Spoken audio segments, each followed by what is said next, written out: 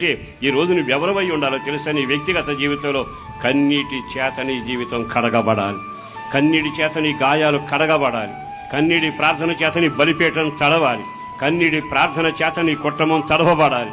ప్రతి శాపానికి విడుదల కలుగునట్లుగా ఏకదారుడే ఇర్మియా ప్రార్థన చేసినట్టుగా కన్నీటి ప్రార్థన మొదలవులుగాక. గట్టిగా అందరూ ఆమేనని చెప్పండి. ఈ రోజున ఎవరికి వాళ్ళ గుండె మీద చేయి వేసుకుంటే మరి ఫలానాడు ఇంట్లో కార్యం ఎందుకు జరుగుతుంది, నీ ఇంట్లో ఎందుకు జరగటంలా? ఫలానాడు విషయంలో దేవుడు గుప్పిలు విప్పాడు, నీకెందుకు గుప్పిలు విప్పట్లా? ఈ రోజు వచ్చిన వారు ధన్యులు, మీ జీవితంలో దేవుడు అద్భుతం చేయబోతున్నాడు. దానికి కారణం ఒక్కటే, నీ కన్నీరు. మీ కన్నీరు, నీ కన్నీరు, నీ కన్నీరు. ఇప్పుడు ఎవరి కోసం నువ్వు ఏడ్చేది? నా కోసం కాదు, కానీ రాజుగారి కొడుకు చావకూడదు. మన రాజు ఒకడున్నాడు, ఆయన పేరు నజరేయుడైన యేసు. ఆయన పిల్లలు ఎక్కడెవరు సాతాను చేతిలో చంపబడకూడదు, వాళ్ళెవ్వరూ నాశనం కాకూడదు. నా